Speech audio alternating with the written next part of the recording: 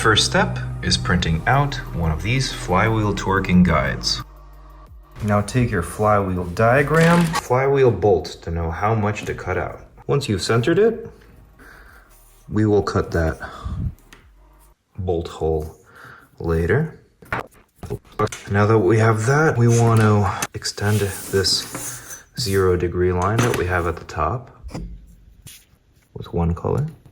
And then we want to go from 0 here to 10, 20, 30, all the way to 120.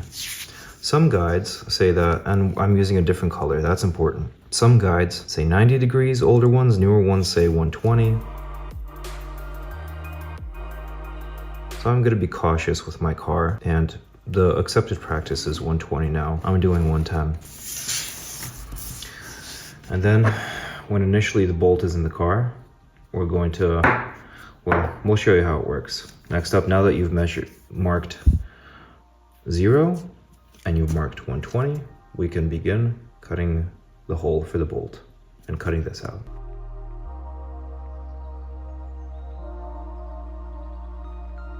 Now that the hole is made on center and 0 degrees is marked and 120 degrees is marked, when we center this thing over our bolts, we're going to mark them on the bolts and on the flywheel itself. Don't get confused by this offset line, the crease, and this is the center.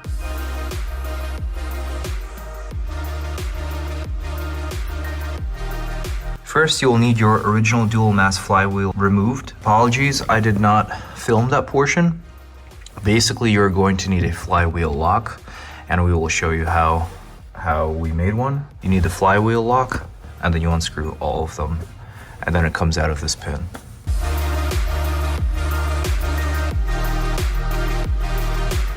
To insert the new flywheel, make sure you get some gloves. When you're installing the new flywheel, there's a pin right here on the crankshaft. There it is. And you're going to want to match it up with a pin on your new flywheel, or pin hole. So this hole is located right here, and that's where it goes. So mine is at 1 o'clock. So I will position my relatively heavy new flywheel. I don't want to touch the side with anything dirty because it's going to be really sensitive to that. And then I just position the little pin at 1 o'clock and do my best to match it up with the bolts. So there's one bolt this way. I can kind of see, I have my lamp behind me. It's kind of help. So I'm actually going to try using this terrific work light that I have. I'll link below to position the light behind me. Also, always wear a hat when you do this, because it's easy to bonk your head on the sharp metal stuff. Might take a bit of finagling.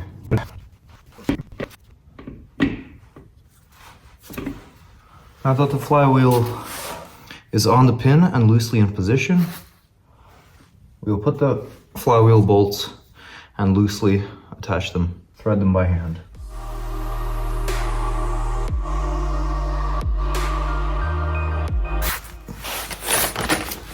Make sure you buy new pressure plate bolts.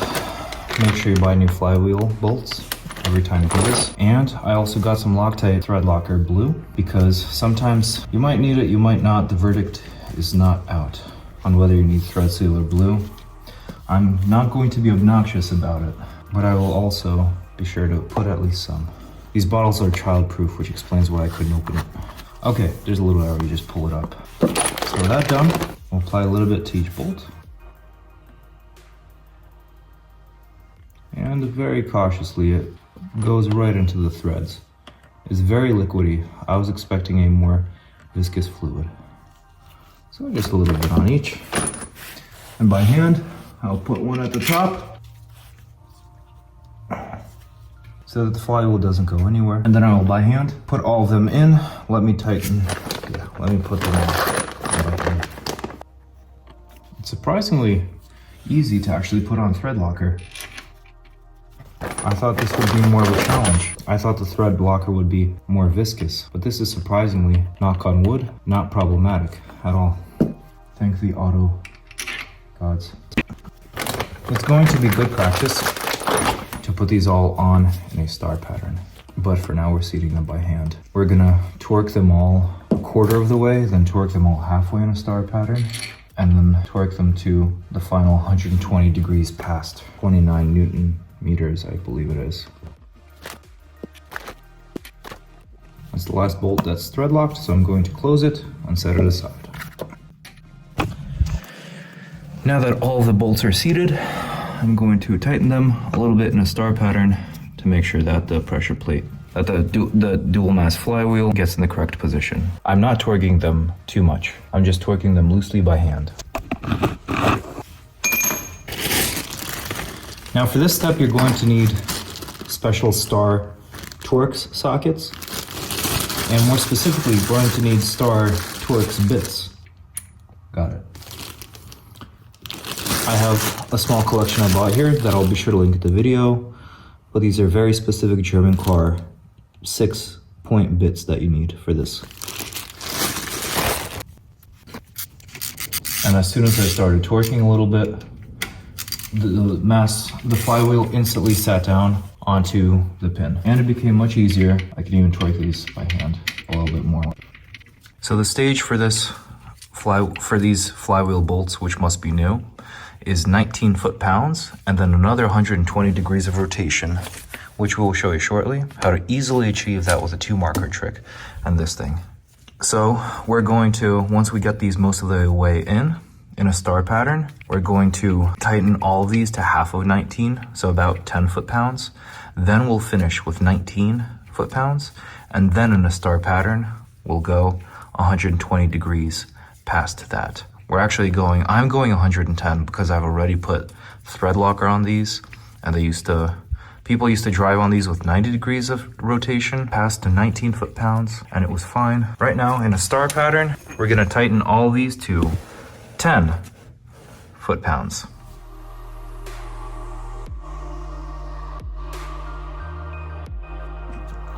Here's my torque wrench loosened all the way. We set it on 10, getting all these to 10.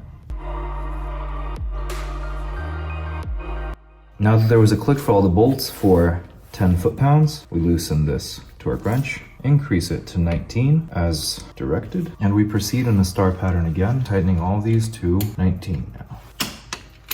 1, 2, 3, 4, 5, 6, 7, 8.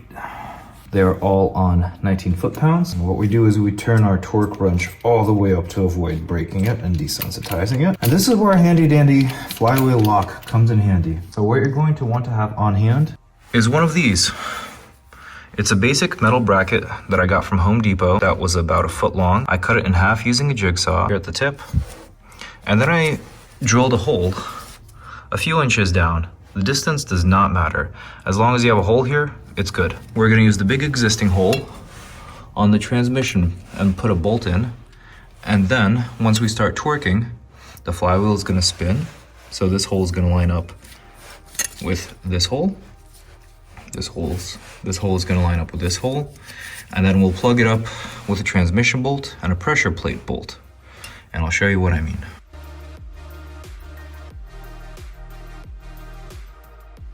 You need your ready flywheel lock. You need this cutout with the hole that we made earlier with 0 degrees and 120 degrees marked. In my case, I did it 110 because I have Threadlocker. I don't want to over tighten. And 2 different colored markers. With blue, we will mark 0 degrees.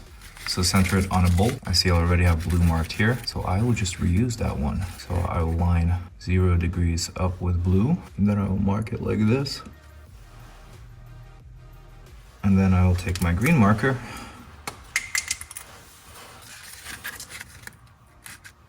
and I will mark 110 degrees on the flywheel itself, like so. And I'm going to do that for every bolt. And the end result is that when we move this blue line over, now I know how much When the blue line matches the green line, I know I've torqued it 110 degrees. So now I'm just gonna go around and mark all of the bolts like this, and then I can throw this soggy piece of paper out. 0 degrees? Let's just mark 0 degrees on all of them first by tracing the old blue line. You don't actually need to mark the flywheel with the blue line. And now the new green line on the flywheel itself.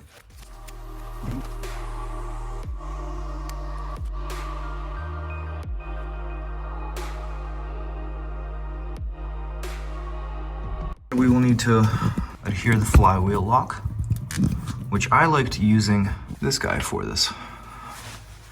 In the Pelican Parts Guide, it is the E transmission hole. I'm just taking the bolt, putting it through, putting it into the hole here, and hopefully it will be more or less flush. I'm allowing this to rest on the flywheel itself. It will not be perfectly flush. I definitely don't want to damage this bolt here as well. So I'm pressing down a little and tighten. Okay, cool. It's more or less flush. Maybe a little more. And now we actually start torquing these guys. And this hole is going to line up with this guy 120 degrees past.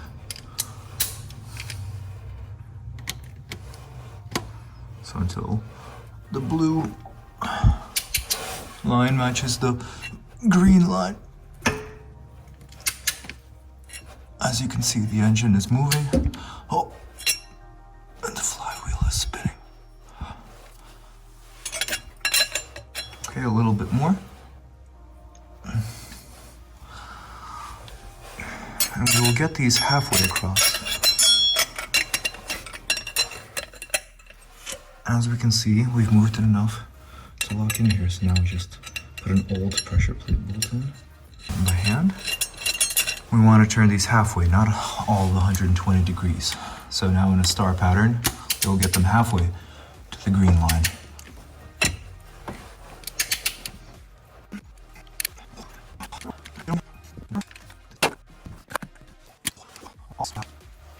This guy. So now let's keep going so that this blue line gets to this green line. And that's 110 degrees. Whoa. My engine is moving, which is concerning. I'm going to pause here. I'm going to support the engine more safely. I've supported the engine a little better with 2 jacks, but below, and now the engine should move less when I torque. Oh, whoa. That is tough. Okay, 1 bolt, 110 degrees past. Matches up with the green line we preordained there. And now we continue the same for all bolts, trusting our flywheel lock.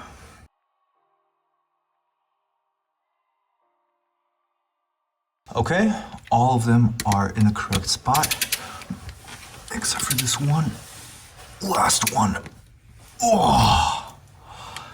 And voila! All the blue lines match all the green lines. Let me get a light and show you from the side too. And that, ladies and gentlemen, is how you get the flywheel installed. And so now that all the bolts are torqued down, we can try and by hand move this flywheel a little bit so to relieve the tension on the flywheel lock that we have built. It's not really moving, so I'm thinking of an alternative. If we unscrew this guy, that should work. That's an old pressure plate bolt anyway. We're gonna take out this pressure plate bolt to remove the flywheel lock because it'll get the threads messed up anyway. And that takes a 6-point square bit.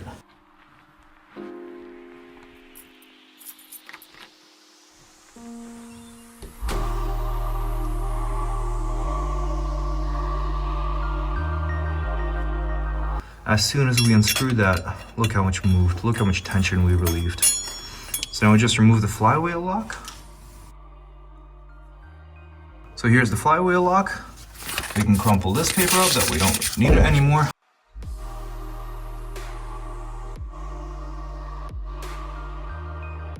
Now that the dual mass flywheel is installed, we're going to put the clutch onto the clutch alignment tool, and then we're going to put the pressure plate on. The clutch and the pressure plate come in a Sachs clutch kit. First, we insert the clutch alignment tool into the clutch disc like so. And we insert this clutch disc with this gear facing the transmission into the whole assembly. Let's see if I can put in a clutch with one hand.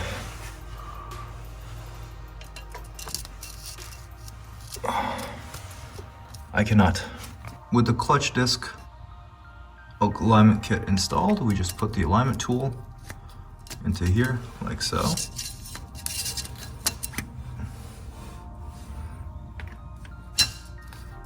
And yes, it should spin. With the clutch disc inserted with the help of the alignment tool, let's grab our pressure plate. So on the dual mass flywheel, 120 degrees apart, there are these metal pins. And on the pressure plate, there are 6 big holes and 3 small holes that are 120 degrees apart. 1, 2, 3. So these are the small holes that we need.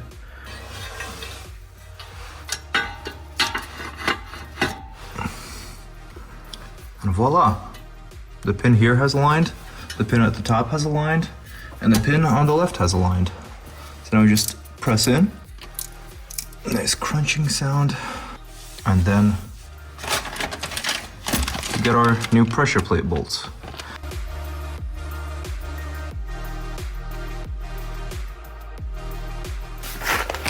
The pressure plates should be torqued to 17 foot-pounds. So we will first apply a dab of Loctite, Threadlocker blue. If I understand correctly, red is the very intense one. I'll get some gloves on. First, we will torque it down to 9 Newton meters, which is about half of the torque. And then we will torque it down to, see this Loctite stuff? You think it might be viscous or problematic, but this Loctite stuff is super simple to apply. You take it, you dab it on, and it pretty much goes right in the threads. So you don't really need to even worry about anything. It diffuses on its own. Let me just get rid of here. A little bit. And hand tighten. Get the next one.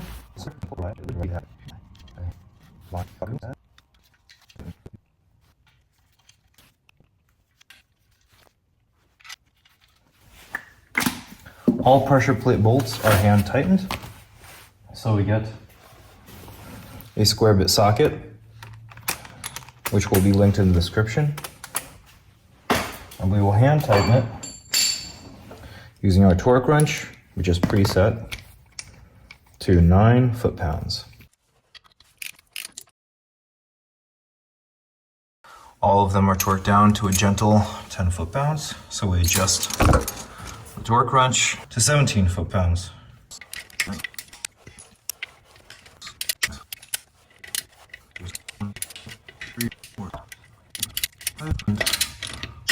6. And congratulations. You can now remove the alignment tool, and your pressure plate and clutch disc are installed. Check out the other videos. Now we're going to put the transmission back. Check out the other videos for how-tos on how to replace your transmission, how to replace your air oil separator, and how to get your Porsche up high without spending $1,500 on quick jacks or $2,500 on 2-post lifts. If this video helped you, please consider liking and subscribing.